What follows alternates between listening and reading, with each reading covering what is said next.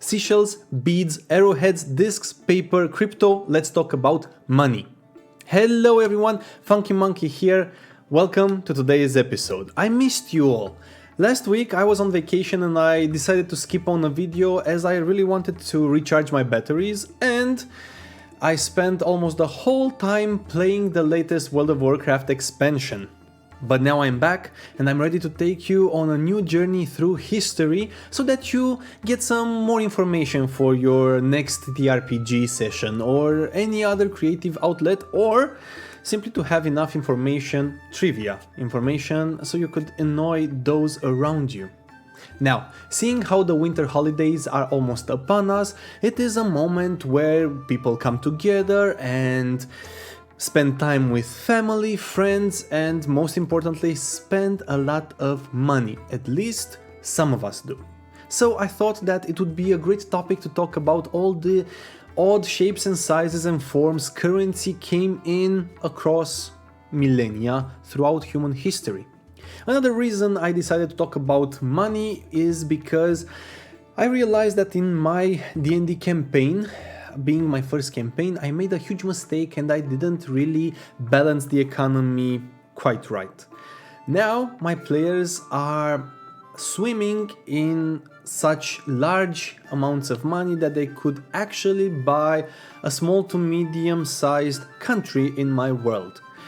Mistakes were made, lessons were learned, and before you start judging me, it made sense in the story because they managed to clear an ancient city from the Underdark where Illithids came into power and conquered everything, and basically they cleared the city and gained access to all the valuable items in that city. Coins, gems, other tradable goods. Again, mistakes were made, lessons were learned. But until the end of the campaign, it is what it is. Hopefully I will find enough money sinks so that they don't decide to actually buy a few countries. Now, before we start diving through the history of money, let me talk about the miniature I have chosen for today's episode. For today, I chose a Goblin Guide from WizKids, the Magic the Gathering miniature series. And the reason behind it was because I'm talking about shinies, about coins and things of value, and of course this attracts goblins. Now, let me tell you what my plans for it are, and then we can start talking about money. As you are probably used to by now, I am starting with an Abaddon Black base and I am Zenithal priming with Ceramite White from above, simulating the noon sun. My plan is to paint both the goblin's pants and shirt with a burgundy base and then change the shades, with the trousers going for a crimson red and the shirt going for violet. The skin will be dark green with bony plates on the head, forearms and back, while the backpack will be filled with color-coded maps. Oh, and the map will of course have a red X that marks the spot.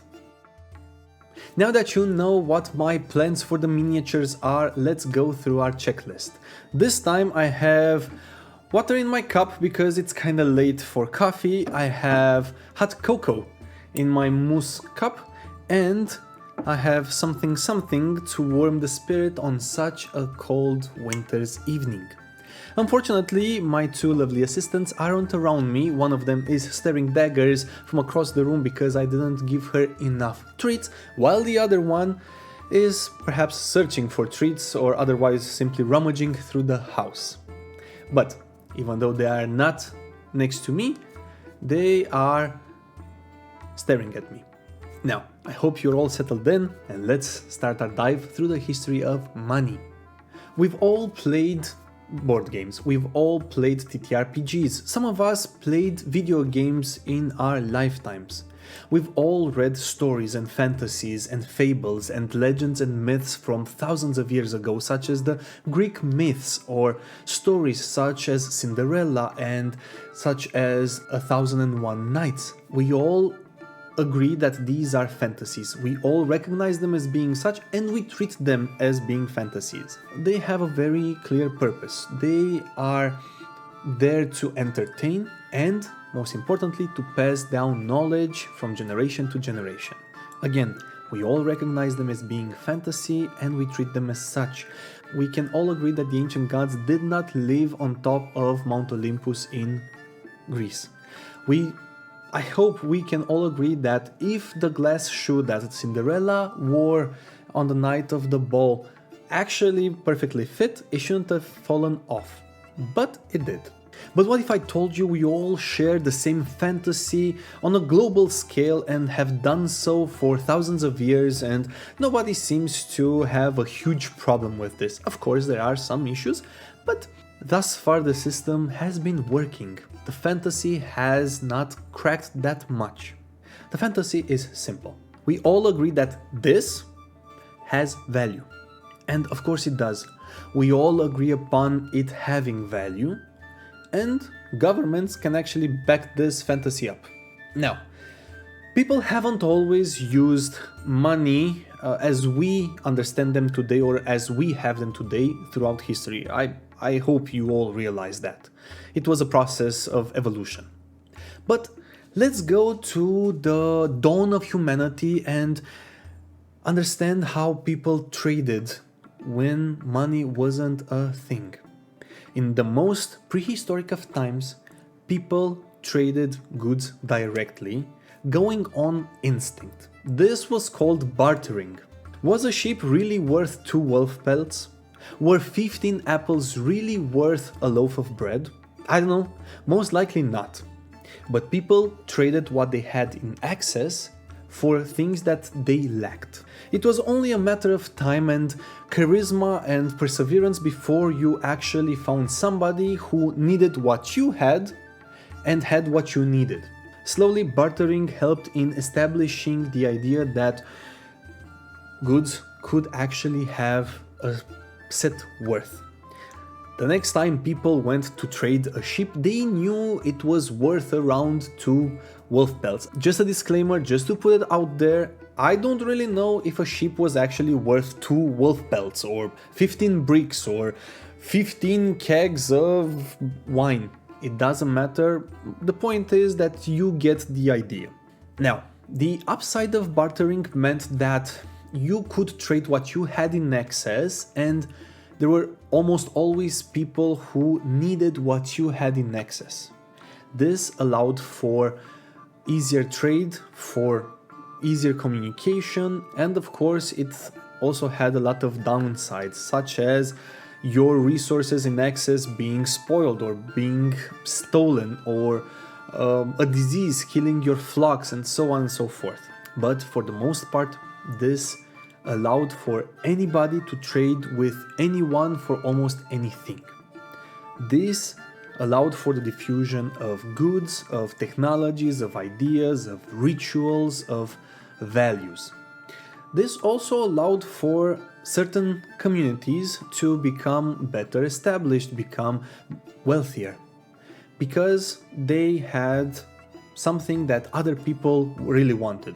For example, we could go for salt. People across humanity wanted salt for various reasons. Communities that controlled larger resources of salt were, of course, wealthier and more prone to attacks, but they were wealthier. More resources meant more trade, more bartering. More bartering brought in goods that the community was lacking. This meant that the community grew. As such, more resources were created. Again, trade was increased. It created a loop where a community grew and grew and grew based around bartering for what it needed, but had very, very valuable resources.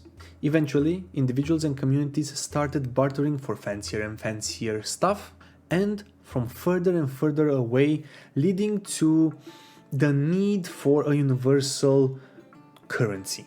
Depending on the side of the world we are talking about and the time period we are discussing, currencies took different shapes and sizes. But the idea was the same wherever you applied it. The best example are cowrie shells. People used these shells to measure value of goods. But why is this? It was an easier way to keep track of the value of certain goods. And let's be honest, people like shinies. Our monkey brain sees something shiny, something pretty, and we immediately want it. That's why I said that the idea could be applied anywhere across time. But there were also practical reasons. They were small enough that you could carry more of them. They were pretty, they were colorful. They even came in unique designs. Some of the seashells actually had pearls in them, making them even valuable. They were a food source, so readily available. They were almost impossible to counterfeit. They were lightweight and very durable. And usually they came in standard weights. Cowrie shells were used as currency up until the 14th century, so around 700 years ago, in certain parts of Africa. They were used as currency, they were used as amulets, they were used in rituals, and unfortunately, the Europeans used them to purchase slaves. But at the end of the day, the cowrie shells had a tangible value. In the same category of goods, we have colorful beads. These could be made out of semi-precious stones, precious stones, or even glass. They were used as currency alongside the cowrie shells until fairly recent, because again, they are shiny and they can be made into jewelry. In most cases, again unfortunately, they were made very cheap and traded for very valuable goods or favors. Usually this was done by Europeans upon reaching the Americas and when interacting with the First Nations of the American continent.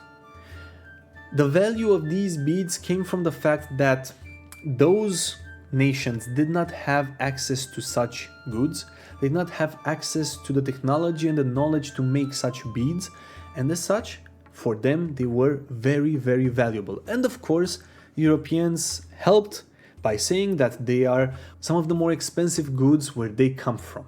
Using cowrie shells and beads slowly led to the evolution of currency. Before we continue, let's stop and take a moment, talk about the miniature before we continue. As I'm going for darker but warm colors and nuances overall, I chose Rhinox hide for the backpack.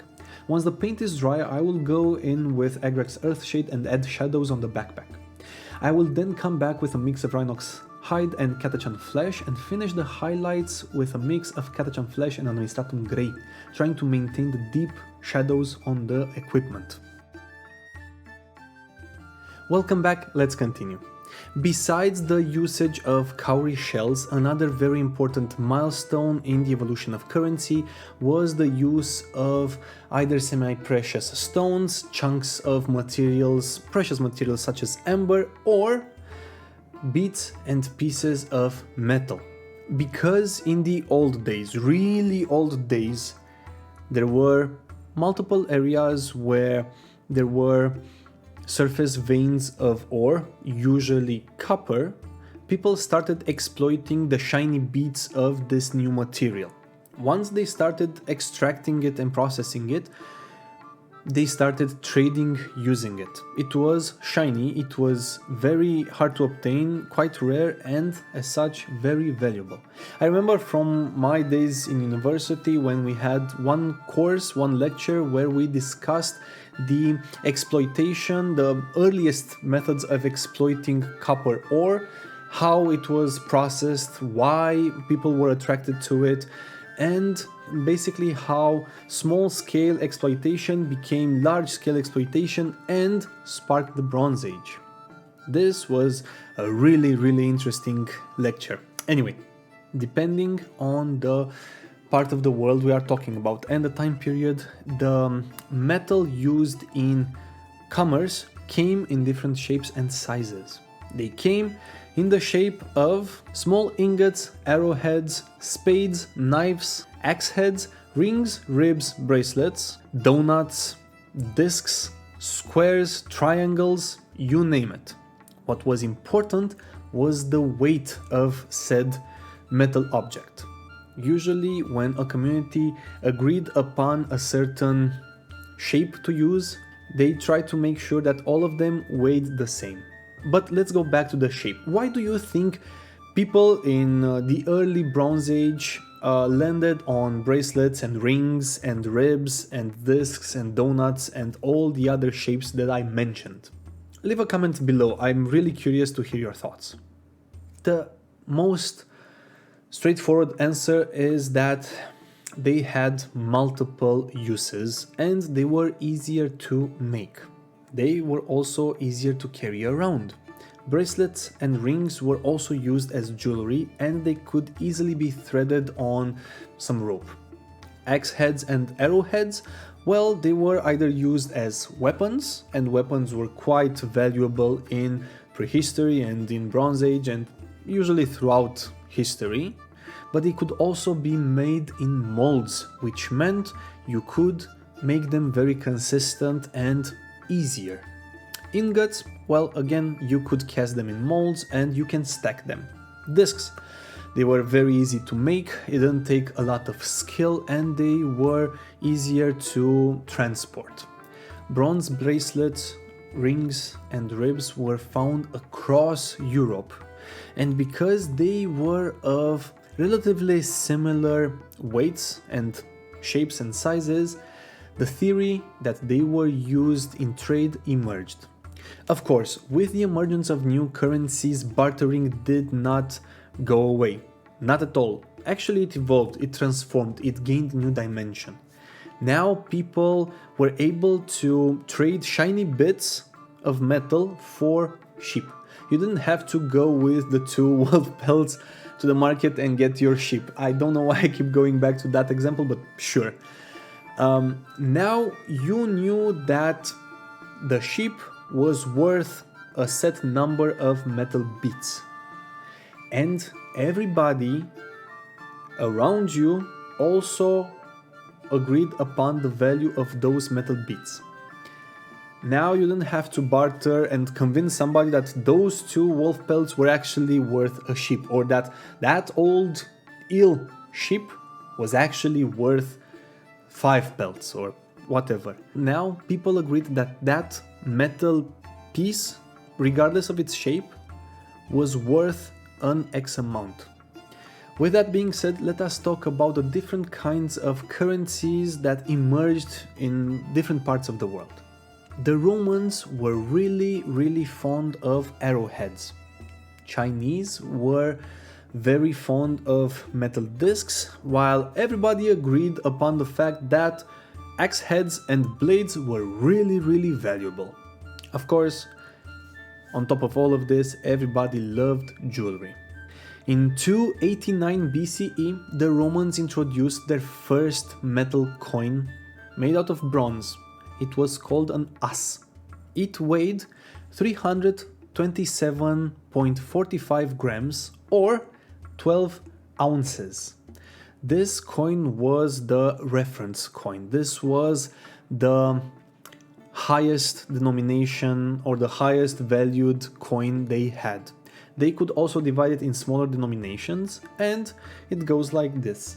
1 as was worth 2 semis.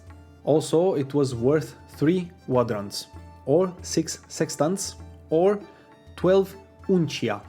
This is where ounces come from. 20 years later, in 269 BCE, they introduced the first silver coin, the Deea. Now, if you're wondering why they minted their coins in those years specifically, it's very simple. It was immediately after winning wars, so pillaging and looting. The as was introduced after their victory against Samnium, one of their neighbors. The Deea was introduced after the war against Pyrrhus and the conquest of Tarentum. Pyrrhus of Epir as in Pyrrhic victory. I won't go into a lot of detail because it's another story for another time, but long story short, Pyrrhus was called upon by his Greek allies that inhabited Tarentum because the Romans were moving against them. Pyrrhus decided to come to their aid and disembarked with a substantial army on the eastern coast of the Italian peninsula.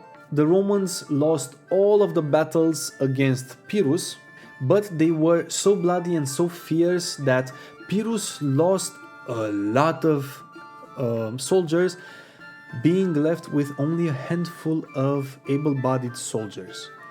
He was forced to retreat because he didn't have enough forces to continue his incursions in the Roman territories or to even come to the aid of his allies.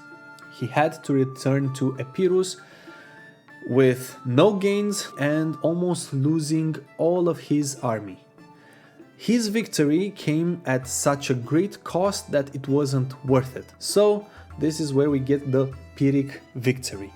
His retreat opened the way for Romans to conquer Tarentum. With the victory against Tarentum, Rome now controlled most of the Italian peninsula. Having gathered a lot of spoils and pillage, they were able to move from a bronze-based currency to a silver-based currency.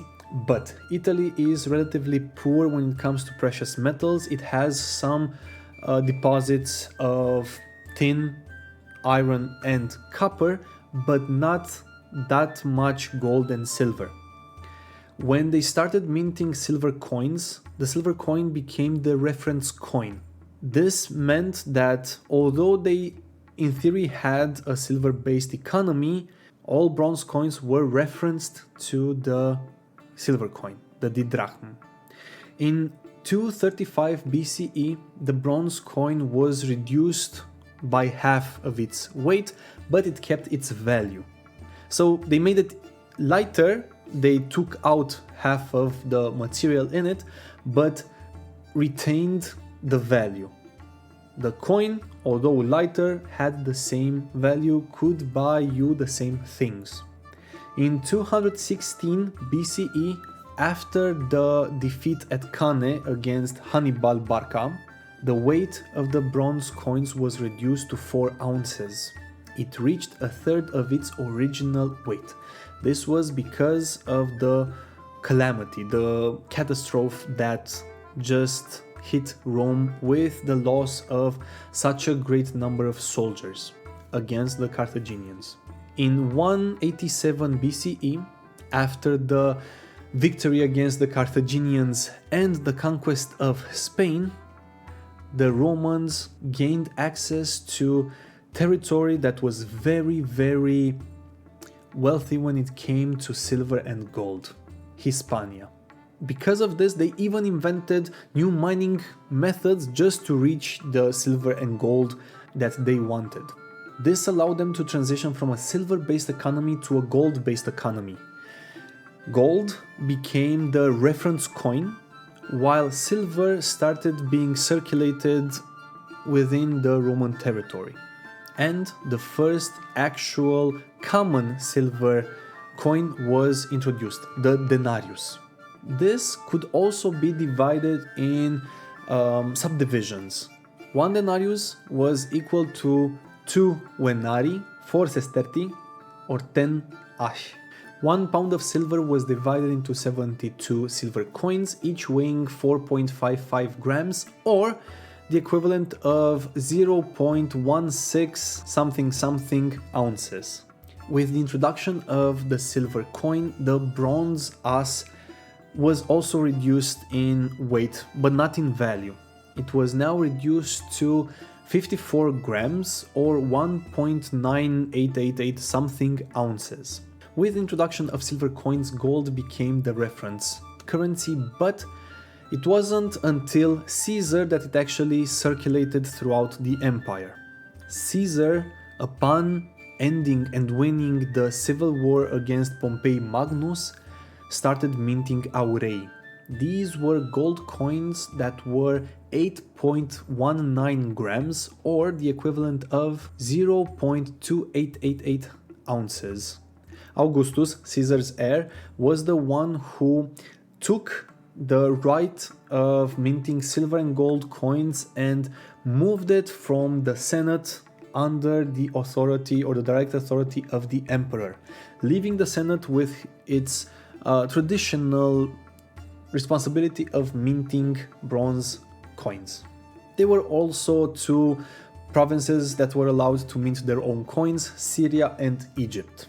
But starting with Augustus and throughout Roman history, the emperor was the only one who was allowed to mint gold or silver coins, and thus the emperor guaranteed the value and the weight of coins. Now, I want to talk about currencies that can be found in other parts of the world.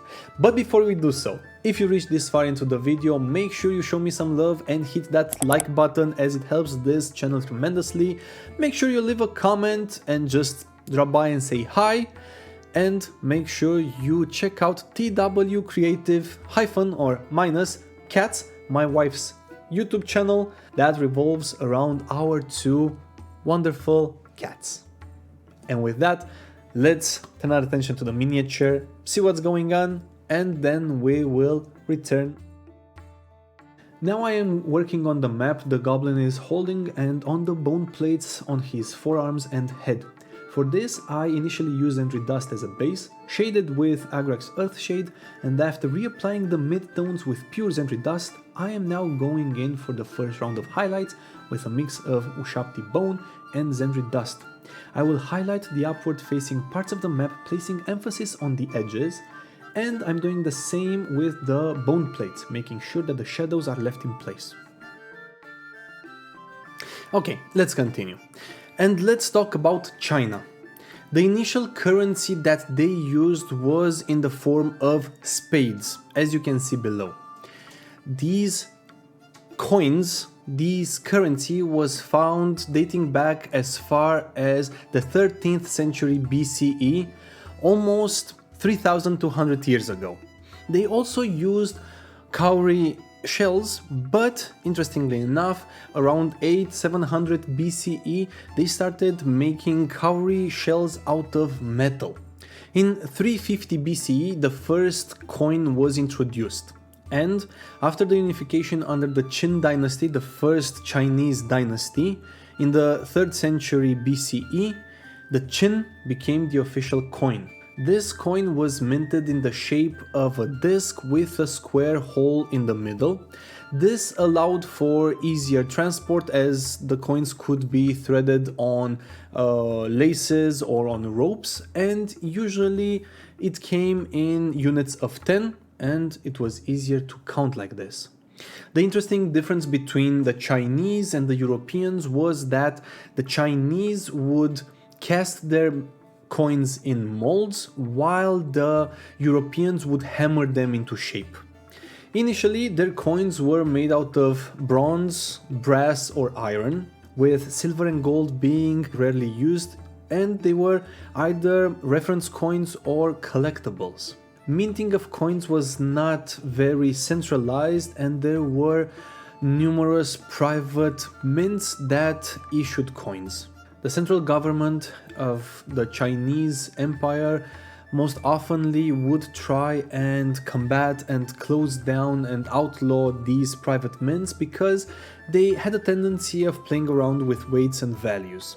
Recovered hoards from China revealed that at the same time they circulated coins with square holes in the middle, they also circulated spades and knife blades, leading me to believe that people tended to stick to the currency they already knew, and also make me believe that, as it happened in Europe, coins were circulated usually around the seat of power, around the capital, slowly diffusing to the rest of the population. Thus, people stuck to the currency they already knew: spades, knives, discs, and eventually they started adopting coins. And the variety of currency is wild. Since I've started talking about China, I kept on showing different pictures of different kinds of currency that the Chinese used. Hope you enjoyed them. Now, let's move to ancient Egypt. Jump back a little bit in time. For the longest of time, Egyptians did not have minted coins. This actually changed upon them being conquered by Alexander the Great and coming under the Ptolemaic dynasty.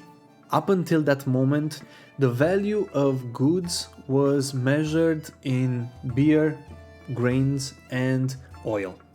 But over centuries, Egyptians were forced into using coins because they Well, they wanted to trade with the rest of the Mediterranean, and with the Greeks adopting coins, and we'll get to the Greeks immediately, with the Romans adopting coins and diffusing this concept throughout their territories, if the Egyptians wanted to trade with their neighbors, they had to slowly but surely had to integrate this concept, this new currency, into their system.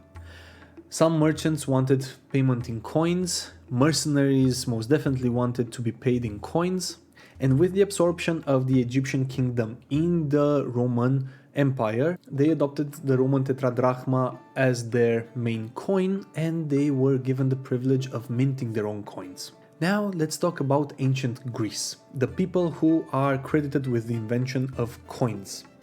Initially, like many others, they used different bits and pieces of metal. Initially, metal ingots, metal bars of a set weight and value called a talent, usually made out of copper or bronze. Now, as it happens with bartering, both parties had to agree upon the value of the said metal bars. Then they changed this and started using metal rods of 1.5 meters or roughly 5 feet in length. They were of a standard girth that allowed for 6 of them to be grasped in one hand. The word for grasping something in classic Greek was dratomai, this being the origin of the drachma coin. Because, of course, metal rods were slightly cumbersome to carry around, they evolved the currency they used. Lydia was the first Greek city to mint coins. In the 6th century BCE, they started making their currency disc-shaped and they stamped it with the sigils of the city, thus marking the origin of the coins and guaranteeing its value.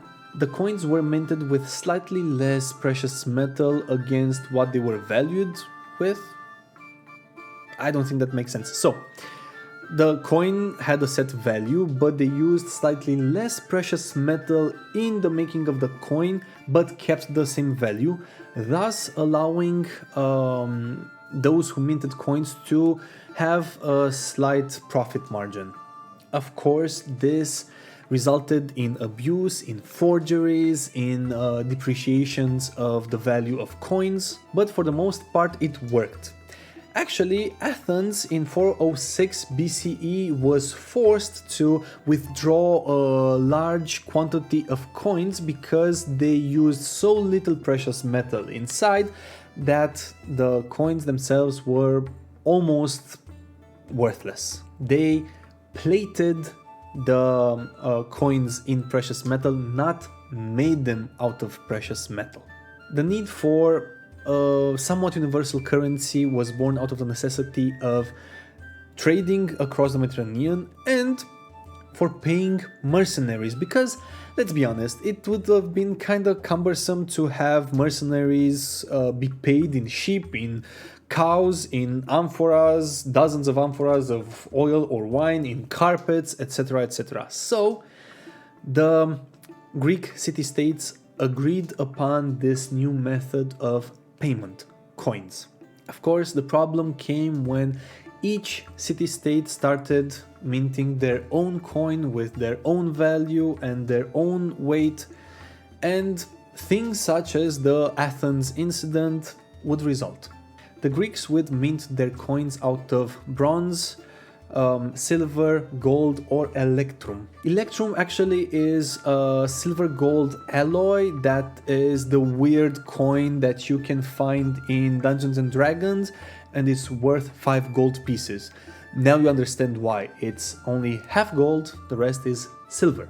The coins were either cast in molds, and this allowed for an easier imprint of the city symbols on them, or they were cut to a specific thickness out of metal rods, the ones I spoke about earlier, the obol, and thus the obol coin was born. 6 obols were the equivalent of a drachma.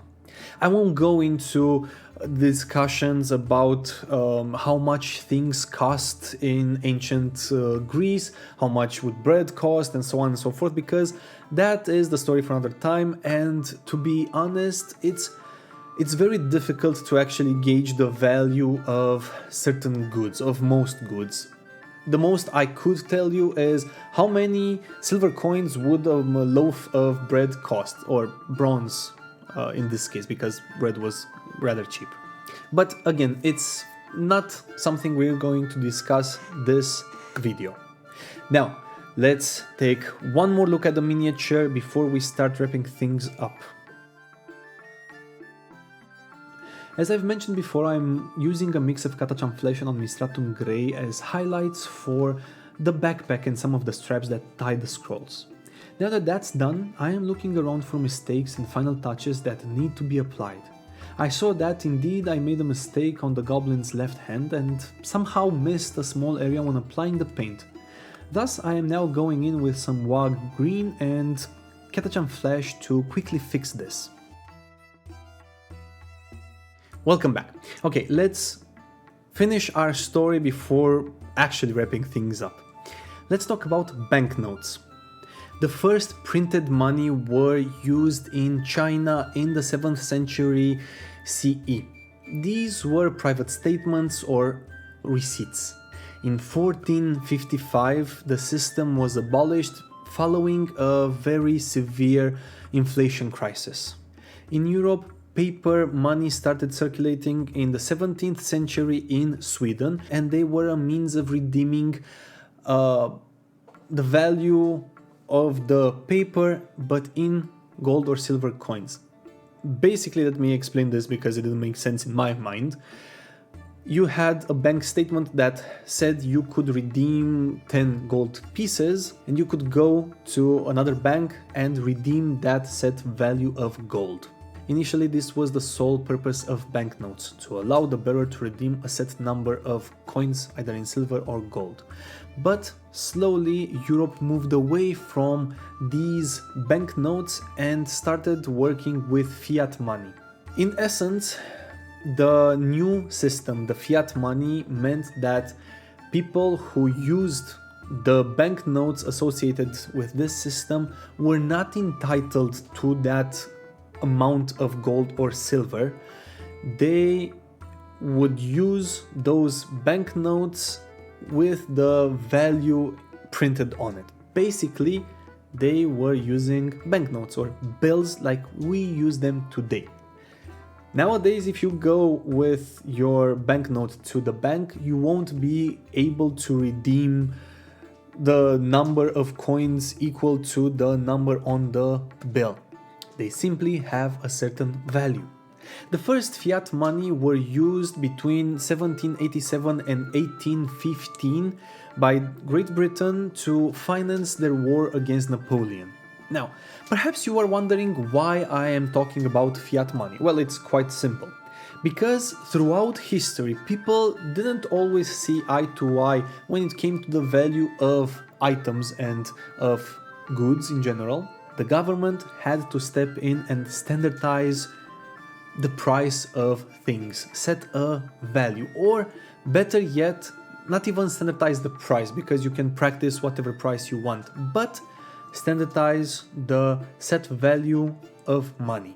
Initially, as I've mentioned before, currency, usually coins, was used around the seat of power, around the capital, or among the wealthy.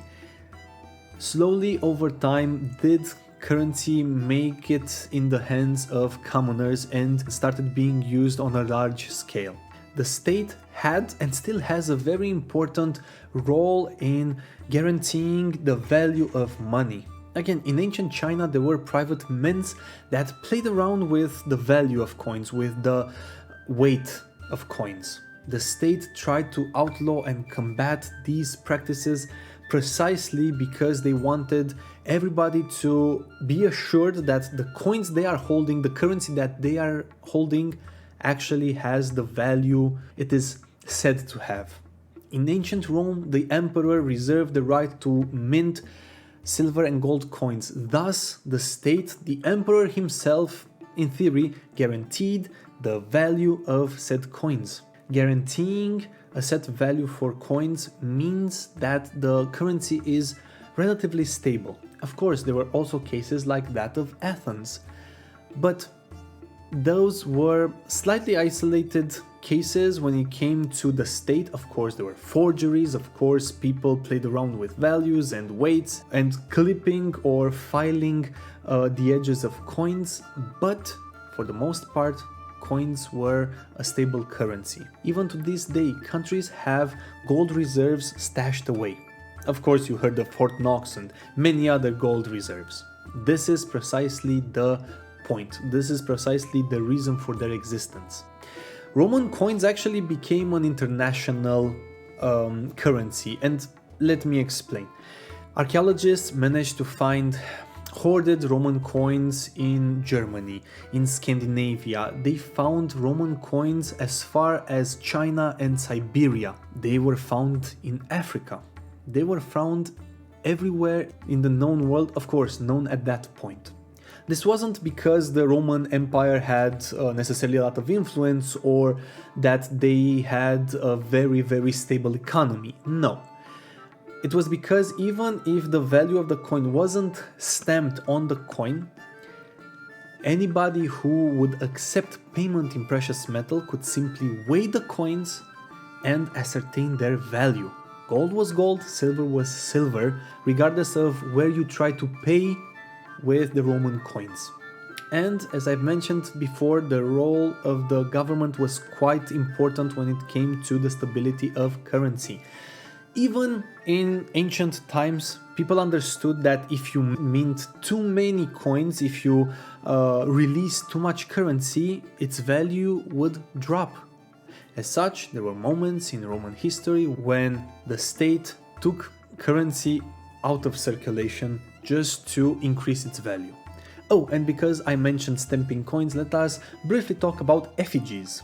Throughout their history, coins have always been stamped with different things, ranging from their value, like in ancient China, to their place of origin, such as in the case of the Greek city-states, or the effigy of the ruler who ordered the minting of the coins.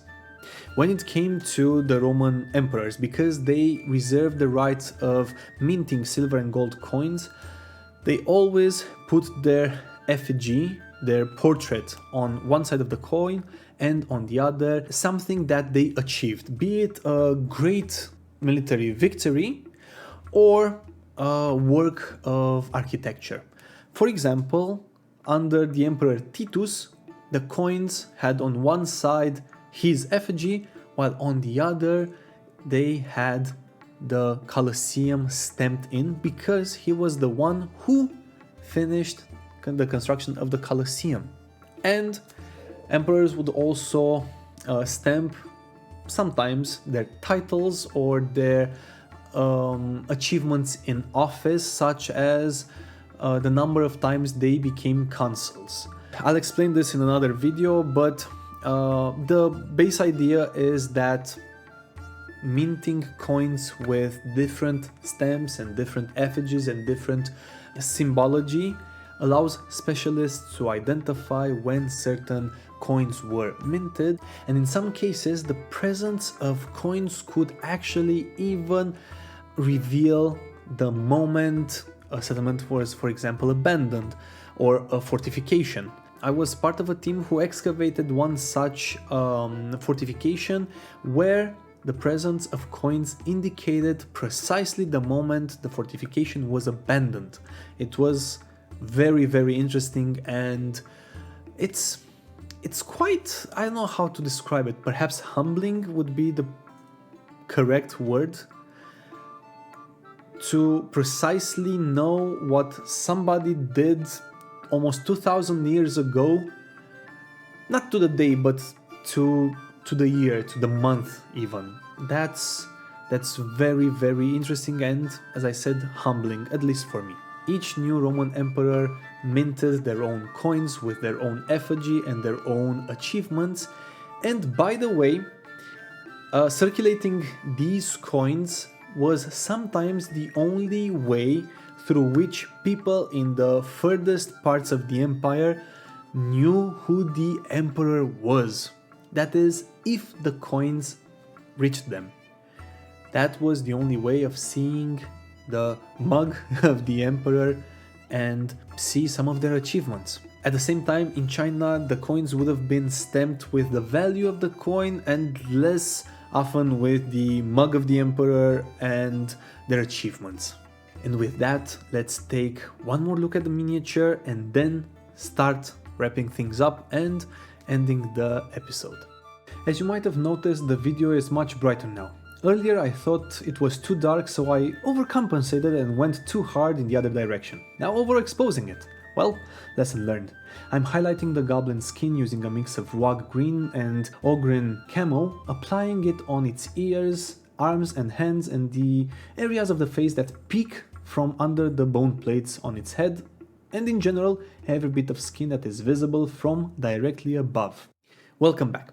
Let's end our discussion with fiat money because we are now living in the age of fiat money. Since its first use, fiat currency experienced a series of depressions and inflations.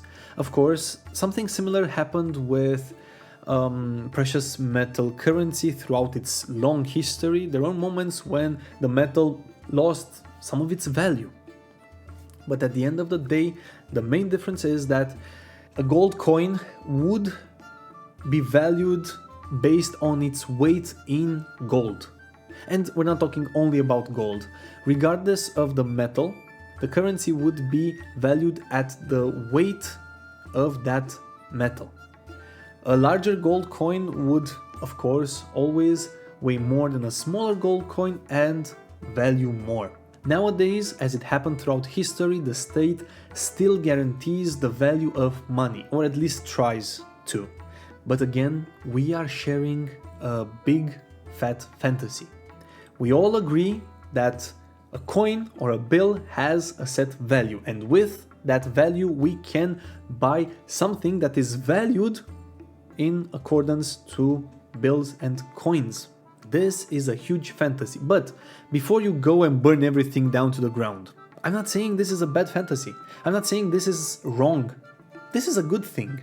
We agree, at least locally, that a piece of paper is valued at the number inscribed on it. And with that piece of paper we can buy things. At least we don't have to bring our sheep to exchange it for 2 wolf pelts. When it comes to internationally recognized currencies, they are valued differently in different countries. They are valued based around the economic power of the country, the income per capita, and so many other factors. I don't know all of them, I'm not an economist. But again, we all agree that that currency is worth something. At the same time, we have the situation with cryptocurrency. And let's be honest, it's like looking back at prehistory when people couldn't agree on the value of things. The problem with crypto is just that. We can't agree on its value. We can't agree that that crap has any value at all. And with the decentralized nature of it, it means that the state cannot intervene and regulate it, it cannot intervene and stabilize it, it cannot intervene or set a minimum value for it. People value cryptocurrency because of the novelty, out of desire to stick it to the man, the value they believe or hope the cryptocurrency has, and because it takes a lot of resources to mint these crypto coins. It takes a lot of space, hardware, and a shitload of electricity to obtain one coin, at least when it comes to the more valuable ones, such as Bitcoin. In my humble opinion, crypto is not the future of currency, because at this point we cannot agree on its value, we can't agree that it has value, and being so many out there, they don't even usually communicate between them. They have to refer back to fiat money and then be valued in the other currency. It's like not being in the same fantasy, not being in the same movie or speaking the same language. And being so volatile and prone to tweets, this kind of currency is very, very risky. By comparison, even in its earliest form, precious metal currency had a value, something tangible. At the end of the day, it was a piece of metal that had a value in weight. And it didn't have to be a precious metal, it could have been a rarer metal or a rarer seashell. Something tangible, something that does not deteriorate over time or is not as prone to deteriorating and vanishing into thin air as cryptocurrencies are. In the end, cryptocurrency has no tangible value. The situation with FTX and dips and spikes based on tweets shows us that it has no real value. If at the end of the day, some of us believe that cryptocurrency has value and people buy in cryptocurrency and drive up the value. But let's be honest, cryptocurrency, as you can see, can be made out of thin air because it's not something tangible. If tomorrow there's a huge blackout and every digital or information system is destroyed, is burnt out, crypto would vanish without a single trace. At least when it comes to fiat money and precious metal currency, at the end of the day, those currencies are valued at their weight in the material they made of. Basically, at the end of the day, gold is still gold and fiat money is still the big fantasy we all agree upon. When it comes to crypto, it would vanish in the blink of an eye. And given the examples of FTX, it did. Money vanished. In my opinion, crypto is a very bad idea. In my opinion, this is not the future of currency. And having it decentralized means that nobody can guarantee its value. It's, in my opinion, a very, very poor idea. Anyway, I think that's enough for the history of money. Before you go, leave a comment below and tell me what your thoughts are on cryptocurrency. Tell me what your thoughts are around money. Have I missed any interesting currency that should have been included in this video and the discussion? What other forms of currency are you familiar with? Have you ever bartered for an item? And have you invested in cryptocurrency? Leave a comment, I'm really curious. Oh, and make sure you subscribe to the channel as this would help the channel tremendously. And with that, thank you so much for the privilege of your time. I truly hope that you found some inspiration today and learned something new, and I can't wait to see you all here next time on Funky Monkey MP, the place where you get your dose of miniature painting, history and world building. Have yourselves a wonderful, wonderful day. Cheers!